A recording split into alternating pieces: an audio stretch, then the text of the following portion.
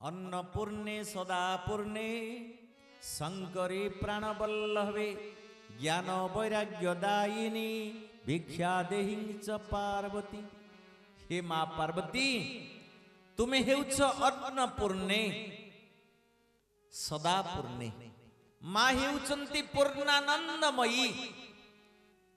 जो मंगला को आपण माने डाकिले आनंद रहिबे महानंद रहिबे। सीए चाहिए आपण मान को एठी बसेबे नले उठू खसेबे। आपण परीक्षा कर देखन सीए चाहिए किछि लोक को आस डाली भात खाई करी जीवो से अछंती मा डाली भात खाइले छु। आउ किछि लोक को चाहिए डाली भात खाई सला परे बाजार पड़छि मनोहरी बाजार जा जिनस पत्र किना गडी करी नै घर को पळा। से आसिले जिनस पत्र किना गडी घर को पळेले। मां कहिले आ यज्ञ को देखे ब्राह्मण मान टिके देखे मंत्र टिके देखे ताकू सब देखि सारी पळा। से आसिले देखिले पळेले। किंतु सत्संग भली परमानंद बाजार रे जे परम बोलंते श्रेष्ठ आनंद जेउठी मिले सत्संग एई सत्संग रे महामाया सहज रे काकू बसेबे ना। शिव ठाकुर मागुणी करिथिले महाप्रभु को जे महाप्रभु मते जदि भल पांती गोटे जिनिस देबे। शिव कौन मागिथिले प्रार्थना करिथिले बार बार बर मागो हरसी देव श्रीरंग पद सरोज अनपायनी लभौ सदा सतसंग लभौ सदा सतसंग। हे महाप्रभु बार बार बर मागहु लभौ सदा सतसंग बार बार बर मागहु हरसी देव श्रीरंग पद सरोज अनपायनी पद सरोज अनपायनी लभौ सदा सतसंग लभौ सदा सतसंग। बोल श्री राम जय राम जय जय राम श्री राम जय राम जय जय राम श्री राम जय राम जय जय राम संकट मोचन जय राम। हे महाप्रभु मो बार बार बारंबार आपण को बर मागुछि खुशी हेकरी मते देबे। की बर ना पद सरोज न पायनी जेउठी साधु संतंकर भक्तंकर पाद धूली पड़िथिबो सेई सत्संग क्षेत्र रे मते टिके बसिबार सुजोग सौभाग्य देबे। तेनु सत्संग सुनिया को आपण आसंतु बसंतु बा खसंतु किंतु शिव पार्वती आपण को भितरे लुचिकरी आसिकरी बसिबे। आपण माने जिबा परे ये माटी रे जेउठी पाद चिन्ह सब पड़िथिबो पाद धूली पड़िथिबो भक्त मानकर शिव पार्वती ताको बोली हिकरी मथारे जीवे। काहेकि ना सत्संग भलिया दुर्लभ विषय विश्व रे नाही। सेति पई भागवत सुंदर भाव लिखिले दंडे निमिषे क्षणेले से जे साधु जन पासे बसे गोविंद गोविंद गोविंद पदु गळुची मकरला बढ़ई तार पुण्य बल हसी कहते आदि मूल गोविंद गोविंद गोविंद पदु गळुची मकरला। सत्संग रे बसिले पुण्य बल बढ़िबो धर्म बल बढ़िबो।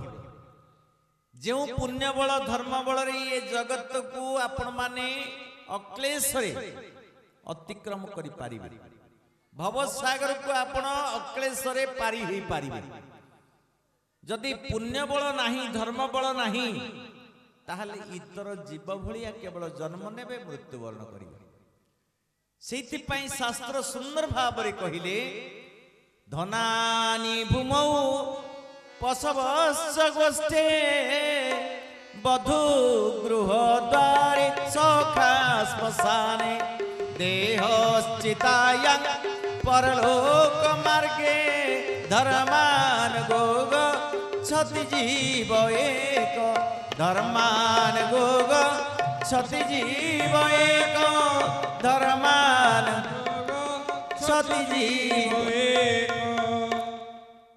ଧନାନି ଭୂମୌ ଯେତେ ଧନ ଅର୍ଜନ କରିছে ମା ମାନେ ବାପା ମାନେ ଏ ଭୂଇଁରେ ସିଏ ରହିଯିବ, ୟାକୁ ସାଙ୍ଗରେ ନେଇ ପାରିବେନି। ଯଦି ମୁଦିଟାଏ ପିନ୍ଧିଥିବେ ଆପଣ ସୁନାର, ତାହେଲେ ତାକୁ ଖୋଲିକିରି ଆଗ ଘରେ ରଖିବେ, ଆପଣଙ୍କୁ କୋକେଇରେ ବାନ୍ଧିବେ। ଯଦି ନୂଆ ଲୁଗା ଖଣ୍ଡେ ପିନ୍ଧିଥିବେ ତାକୁ ବି ଖୋଲିକି ରଖିଦେବେ। ଧନାନି ଭୂମୌ ଧନ ସବୁ ଏ ମାଟିରେ ରହିଯିବ। ପଶବସ୍ତ ଗୋଷ୍ଠୀ ଯେଉଁ ପଶୁମାନଙ୍କୁ ଆପଣ ପାଳିଛନ୍ତି, ସେ ଗୋଧନ ହେଉ, ମେଷ ଛାଗଳ ଆଦି ହେଉ, ମହିଷ ହେଉ, ଯେତେ ପଶୁଧନ ଆପଣ ରଖିଛନ୍ତି ସେମାନେ ଆପଣାର ଗୋଠରେ ରହିଯିବେ। ବଧୂ ଗୃହ ଦ୍ୱାରେ ଯେଉଁ ସୁନ୍ଦର ସ୍ତ୍ରୀ ବିବାହ କରିଛନ୍ତି ସିଏ ଘରେ ରହିଯିବେ। ଘର ଘରଣୀ ସେଜ କିଳାଉଥିବେ, ଘେନି ବଧୂ କୁଟୁମ୍ବ ଶୁଦ୍ଧ ହୋଇବେ। ବଧୂ ଗୃହ ଦ୍ୱାରେ ସଖା ଶ୍ମଶାନେ, ସଖା ମାନେ ବନ୍ଧୁବାନ୍ଧବ, କୁଟୁମ୍ବ, ଆତ୍ମୀୟ ସ୍ୱଜନ, ଏମାନେ ଶ୍ମଶାନ ପର୍ଯ୍ୟନ୍ତ ଆପଣଙ୍କ ସାଙ୍ଗରେ ଯିବେ। ଦେହଶ୍ଚିତାୟମ୍ ଇଏ ନଶ୍ୱର ଶରୀର, ମାଟିର ଶରୀର, ପଞ୍ଚଭୂତର ଗଢ଼ା ଏଇ ଶରୀର ଅତି ବେଶୀରେ ଶ୍ମଶାନ ପର୍ଯ୍ୟନ୍ତ ଯିବ। ଦେହଶ୍ଚିତାୟମ୍ ଇଏ ଶରୀରଟି ଚିତାଗ୍ନି ପର୍ଯ୍ୟନ୍ତ ଯିବ, ସଙ୍ଗାଡ଼ି ପର୍ଯ୍ୟନ୍ତ ଯିବ, ସେଇଠି ପୋଡ଼ିକିରି ପାଉଁଶ ହେଇଯିବ। ଯିବ କିଏ ସାଙ୍ଗରେ? ଧର୍ମ ଥିଲେ ହେବ ସଖାରେ କୁମର, ଧର୍ମ ଥିଲେ ହେବ ସଖା,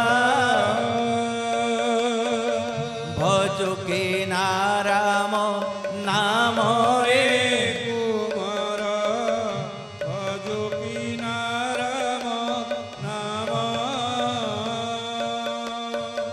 ଭଜିନ ପାରିଲେ କୂଳ ଚନ୍ଦ୍ରମାରେ, ବାନ୍ଧି ଦେବ କାଳ ଜମରେ କୁମାର, ବାନ୍ଧି ଦେବ କାଳ ଜମ।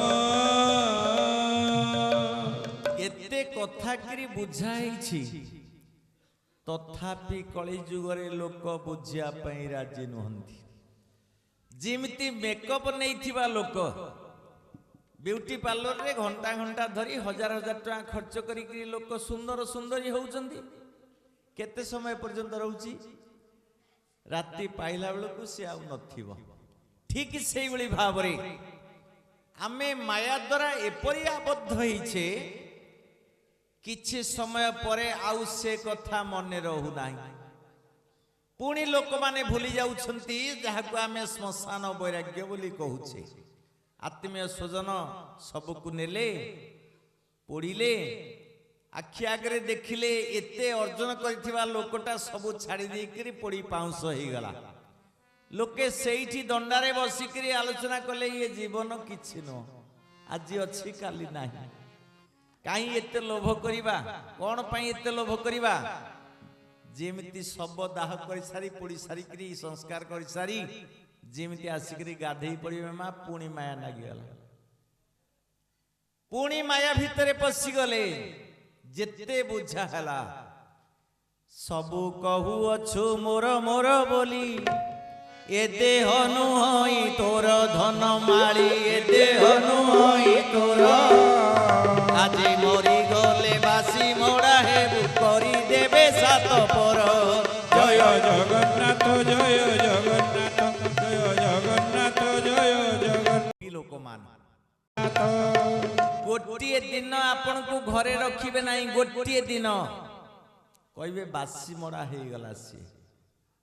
गोटे मुहूर्त भी आपण को छुईबे नाही तोते बोलिबे मोड़ा छकंडी काठ हेबो तो पई लोड़ा। सेइति पई शिव आउ शिवा मां शिव पार्वती हर गौरी मां मंगला मंगलाकांक्षी पुरुष सदा शिव विचार कले संसार भीतर रहिबी किंतु श्मशान को निवास करिबी जेउठी समासन। राजा भी सेठिकी जीव मला परे फकीर भी सेठिकी मला परे जीव। କୋଟିପତି ଲୋକ ସେଠିକି ଯିବ, କାଙ୍ଗାଳଟିଏ ମଧ୍ୟ ମରି ସାରିବା ପରେ ସେଠିକି ଯିବ। ଜୀବନ୍ତ ଅବସ୍ଥାରେ ଆମେ ଭଗବାନଙ୍କୁ ଡାକିଲେ ନାହିଁ। ଏ ଗାଁରେ କ'ଣ ଏତିକି ଲୋକ, ଆମେ ଆସିଲା ବେଳକୁ ଗାଡ଼ି ଆସିପାରିଲା ନାହିଁ, ଏତେ ଲୋକ ଗଦା ହେଇଥିଲେ। କୁଆଡ଼େ ଗଲେ ସିଏ? ଭାଗବତ ସୁନ୍ଦର ଭାବରେ ବର୍ଣ୍ଣନା କଲେ, ଏ ଜୀବ ଆହାର ଲମ୍ପଟେ ଭମଇ ଭବ ସିନ୍ଧୁ ତଟେ। ଗୋବିନ୍ଦ ଗୋବିନ୍ଦ ଗୋବିନ୍ଦ ବନ୍ଦେ ଶ୍ରୀ ଚରଣରବିନ୍ଦ। ଏ ଜୀବ ଆହାର ଲମ୍ପଟେ ଭ୍ରମଇ ଭବ ସିନ୍ଧୁ ତଟେ।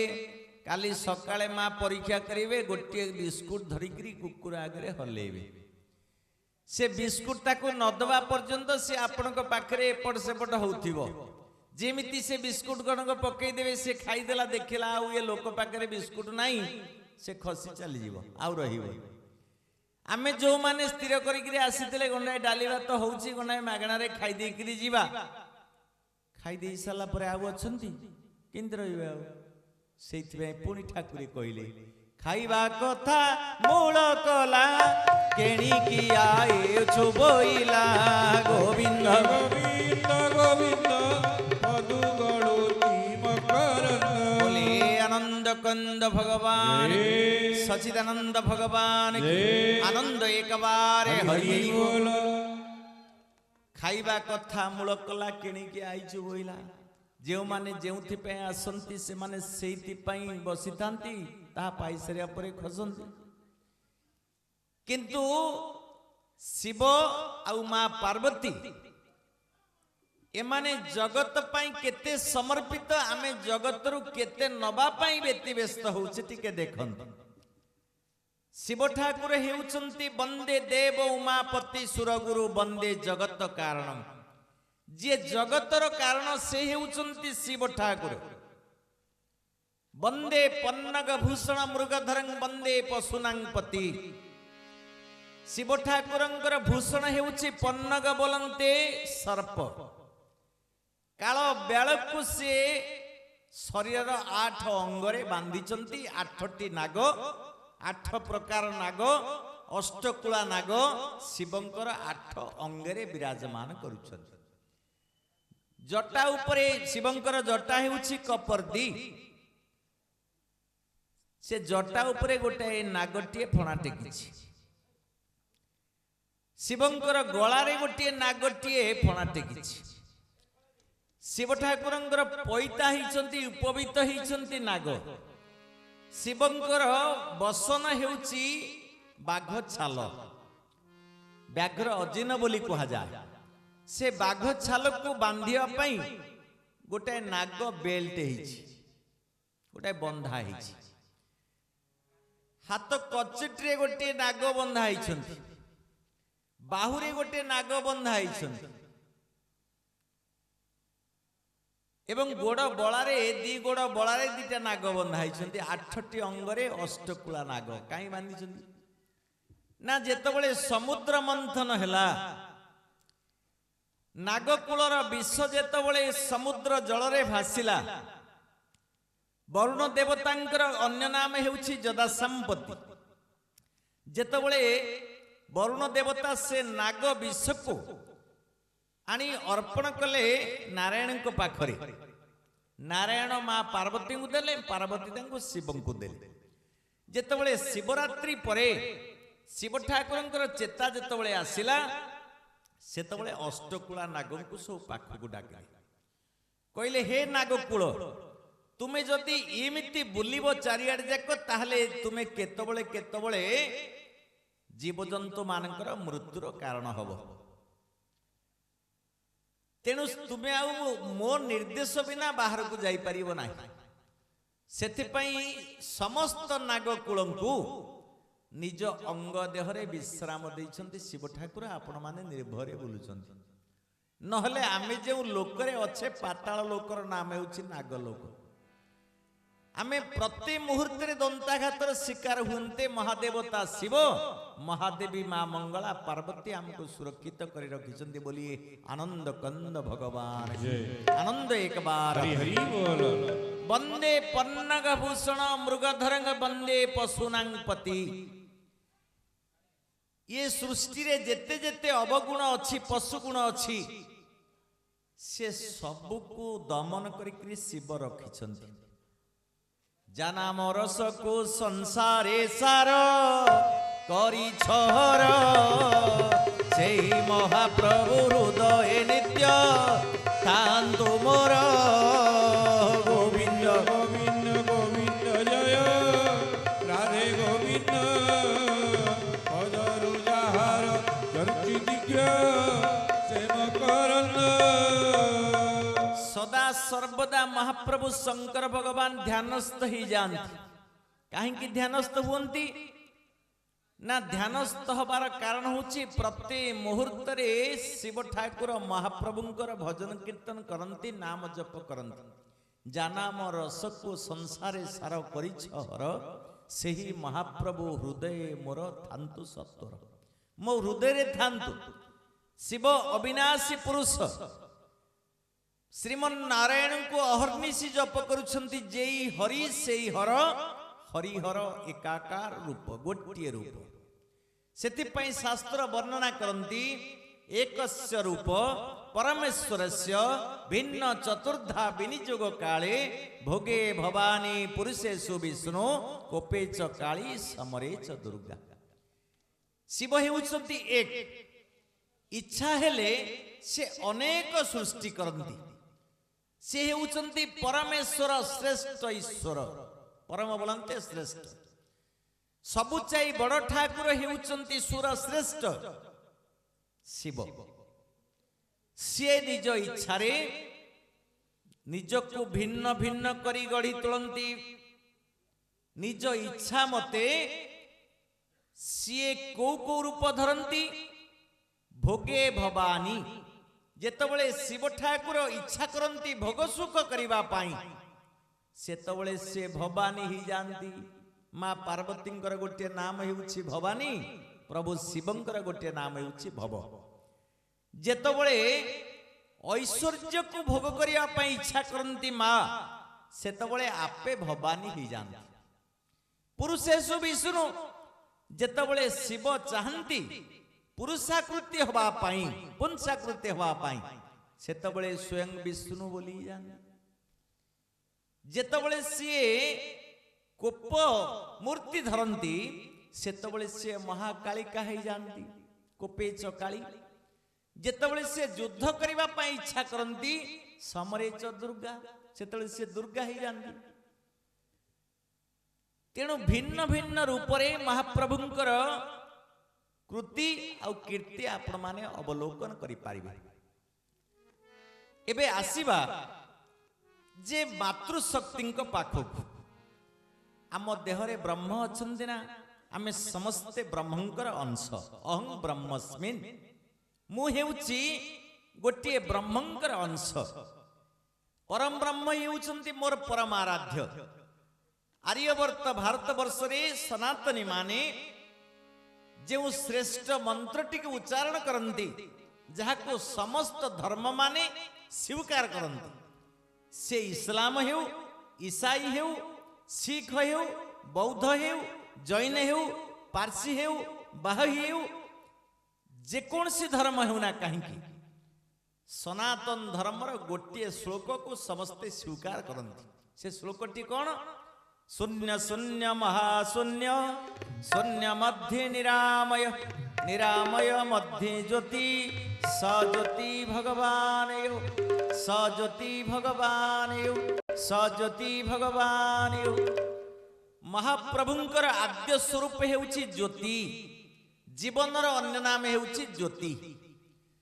जे पर्यंत आपणक देहरे ज्योति अछंती से पर्यंत आपण शिव। जेतबळे से ज्योति लिभि गला आपण माने शिव ही जिवे। से ज्योति आपणक देहरे केमिति विराजमान होइछंती जा देवी सर्वभूतेषु ज्योति रूपेण संस्थिता ନମ ତସ୍ମୈ ନମ ତସ୍ମୈ ନମ ତସ୍ମୈ ନମ ନମଃ। ମା ଜ୍ୟୋତିର ଉପରେ ବିରାଜମାନ କରିଥିବାରୁ ଆପଣଙ୍କ ଶରୀରରେ ଆପଣ ଦୃଷ୍ଟି ଶକ୍ତିରେ ଦେଖୁଛନ୍ତି, ଶ୍ରବଣ ଶକ୍ତିରେ ଶୁଣୁଛନ୍ତି, ବାକ୍ ଶକ୍ତିରେ କଥା କହୁଛନ୍ତି, ହଜମ ଶକ୍ତିରେ ଖାଦ୍ୟକୁ ହଜମ କରୁଛନ୍ତି, ଦୈହିକ ଶକ୍ତିରେ ଆପଣ ଯିବା ଆସିବା କରୁଛନ୍ତି।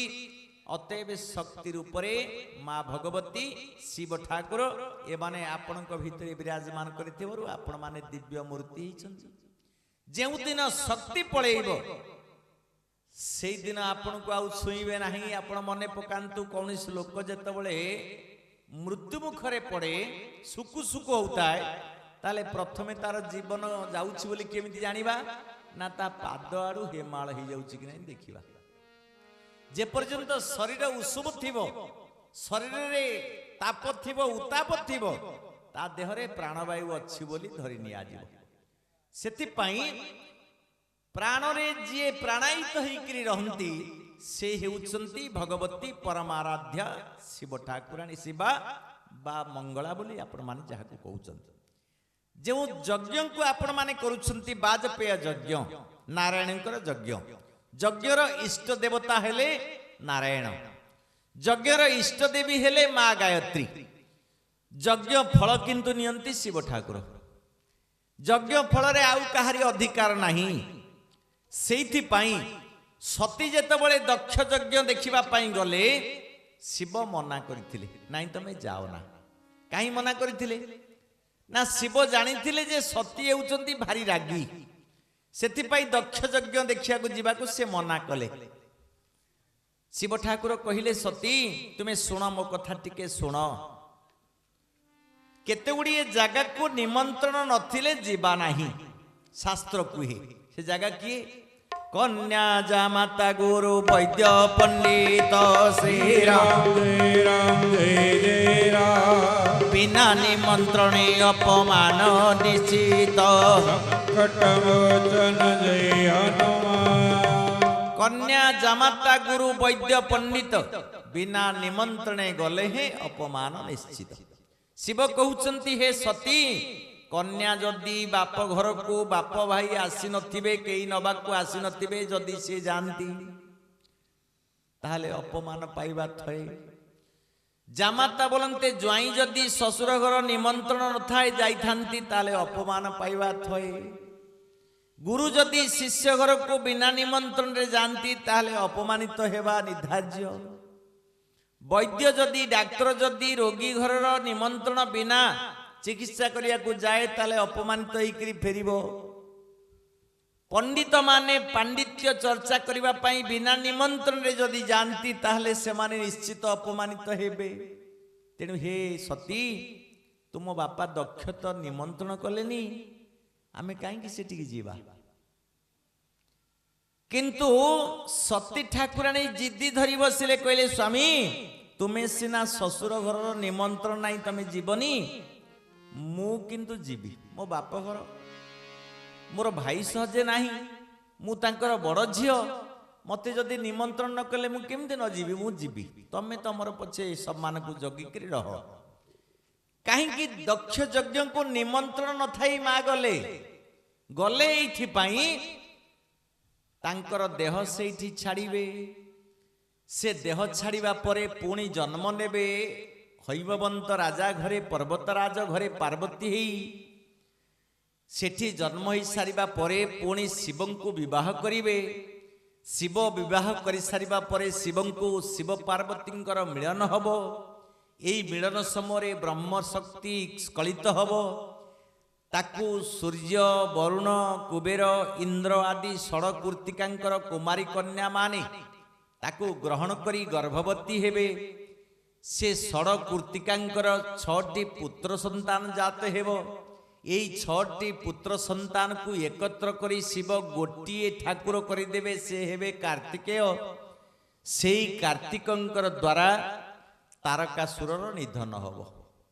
ଯଦି ସତୀ ଝାସ ନଦେବେ ଦକ୍ଷ ଯଜ୍ଞରେ ତାହେଲେ ପୁଣି ପାର୍ବତୀ ହେଇକରି କେମିତି ଜନ୍ମ ନେବେ? ସେଥିପାଇଁ ମା ବିଚାର କରି ଦକ୍ଷ ଯଜ୍ଞକୁ ଗଲେ। ଦକ୍ଷଙ୍କୁ ଗୋଟିଏ କଥା ପଚାରିଲେ, କହିଲେ ବାପା, ତୁମର ପିଲା ଛୁଆ କିଛି ହଉନଥିଲେ, ଦକ୍ଷଙ୍କର ମୋଟେ ପିଲା ଛୁଆ ହଉନଥିଲେ। ମା ପାର୍ବତୀଙ୍କୁ ସତୀଙ୍କୁ ତପସ୍ୟା କରି 1000 ବର୍ଷ କାଳ ଦକ୍ଷ ବସିଲେ ଧ୍ୟାନରେ। କହିଲେ ମା ମତେ ଟିକେ ସନ୍ତାନ ଗୋଟେ ଦିଅ। ମା ସତୀ ଠାକୁରାଣୀ କହିଲେ ହେ ଦକ୍ଷ ତୁମ ଭାଗ୍ୟରେ ସନ୍ତାନ ନାହିଁ, ମୁଁ କଣ କରିବି? ନା ଯଦି ମୋ ଭାଗ୍ୟରେ ନାହିଁ ଆପଣ ଟିକେ ମୋର କନ୍ୟା ହେଇକିରି ଆସୁନାହାନ୍ତି। ସେଥିପାଇଁ ପରମ ସୁନ୍ଦରୀ ମା ଦକ୍ଷଙ୍କର କନ୍ୟା ହେଇକିରି ଜନ୍ମ ନେଲେ। ତାପରେ ଆଉ 69ଟି କନ୍ୟା ତାଙ୍କର ଜନ୍ମ ହେଲେ। ଆଜି ସତୀ କହୁଛନ୍ତି ଦକ୍ଷକୁ ହେ ବାପା ଯେତେବେଳେ ତୁମର ମୁଁ ଆବଶ୍ୟକ ଥିଲି ସେତେବେଳେ 1000 ବର୍ଷ ମତେ ପ୍ରାର୍ଥନା କରିଥିଲ। ଆଜି ମୁଁ ଆଉ ଆବଶ୍ୟକ ନାହିଁ, ସେଥିପାଇଁ ନିମନ୍ତ୍ରଣ ଟିକେ ଦେଲନି, ମତେ ଦେଲନି ନା ମୋ ସ୍ୱାମୀଙ୍କୁ ବି ଟିକେ ନିମନ୍ତ୍ରଣ କଲନି। ପାର୍ବତୀ ସତୀଙ୍କର ମନ ଭିତରେ କ୍ଷୋଭ, ହେ ବାପା ଶିବ ବିହୁନେ ଯଜ୍ଞ ନାହିଁ, ଶିବ ନ ଆଣି ଯଜ୍ଞ କାହିଁ। ଗୋବିନ୍ଦ ଗୋବିନ୍ଦ ଗୋବିନ୍ଦ ବନ୍ଦେ ଶ୍ରୀ ଚରଣର ବିନ୍ଦ। ଶିବ ବିହୁନେ ଯଜ୍ଞ ନାହିଁ, ଶିବଙ୍କୁ ନ ଡାକି ଯଜ୍ଞ କରାଯାଏ ନାହିଁ, କାରଣ ଶିବଙ୍କର ଅବିର୍ଭାଗ ଯଜ୍ଞରେ ଆଗ। ଯଦି ଶିବଙ୍କୁ ଅବିର୍ଭାଗ ଦେଇନାହ ତାହେଲେ ସେ ଯଜ୍ଞ କାହିଁ କଲ, କି ଫଳ ମିଳିବ? ସେଥିପାଇଁ ମା ପାର୍ବତୀଙ୍କୁ ବା ସତୀଙ୍କୁ ଯେତେବେଳେ ଦକ୍ଷ ଝିଙ୍ଗାସିକିରି କହିଲେ ସତୀ ମତେ ଜ୍ୱାଇଁ ବୋଲି କହୁଛୁ, ଶିବ ମୋର ଜ୍ୱାଇଁ। ଜ୍ୱାଇଁ ହେଇଥିଲେ ସ୍ୱର୍ଗ ରାଜ୍ୟ ପ୍ରଜାପତି, ଉପାଧି ମୁଁ ପାଇ ଏବେ ଉପାଧି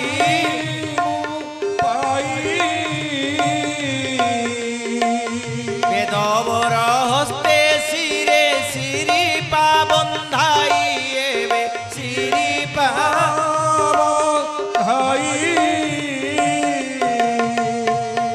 ସ୍ୱର୍ଗପୁରେ ସମ୍ବର୍ଦ୍ଧନା ପାଉଥିବା କାଳେ ଏବେ ପାଉଥିବା କାଳେ ସର୍ବଦେବତା ପ୍ରଣମିଲେ ମୋ ପାଦ ତଳେ ଏବେ ମୋର ପାଦ ତଳେ। ସତୀ ସ୍ୱର୍ଗପୁରରେ ମତେ ସମ୍ମାନିତ କରିବା ପାଇଁ ବେଦପତି ବ୍ରହ୍ମା ମୋର ବାପା ଇଚ୍ଛା ପ୍ରକାଶ କରି ମତେ ସ୍ୱର୍ଗପୁରକୁ ଡକେଇଲେ। ମୁଁ ଉତ୍ତମ ପ୍ରଜାପାଳକ ଭଲ ରାଜାଟିଏ ବୋଲି ମୋ ମୁଣ୍ଡରେ ଶାଢ଼ୀ ବନ୍ଧା ହେଲା, ଶିରିପା ବନ୍ଧା ହେଲା। ସମସ୍ତ ଦେବତା ମାନେ ଗୋଟି ଗୋଟି କରି ମୋ ପାଦ ତଳେ ମତେ ପ୍ରଣାମ ଜଣାଇଲେ। ସ୍ୱର୍ଗପୁରୀ ଦେବତା ଯକ୍ଷ ରକ୍ଷ ଗନ୍ଧର୍ବ କିନ୍ନର ଅପ୍ସରା ଚାରଣ ବିଦ୍ୟାଧର ଏମାନେ ସମସ୍ତେ ମୋ ପାଦ ତଳେ ପ୍ରଣତି ଜଣାଇଲେ, ମତେ ଉଚ୍ଛ୍ୱସିତ ସମ୍ବର୍ଦ୍ଧନା ଦେଲେ। ମୁଁ ଖୁସି ହେଲି। ସ୍ୱର୍ଗରେ ସବୁ ଦେବତା ମାନଙ୍କର ସମ୍ମାନ ମୁଁ ପାଇଲି, ମାତ୍ର ମୋ ଜ୍ୱାଇଁ କୁଆଡେ ମହାଦେବତା, ସେମିତି ଆଖି ବୁଜିକିରି ବସିଲା, ମତେ ସମ୍ମାନ ଟିକେ ଦେଲା ନାହିଁ।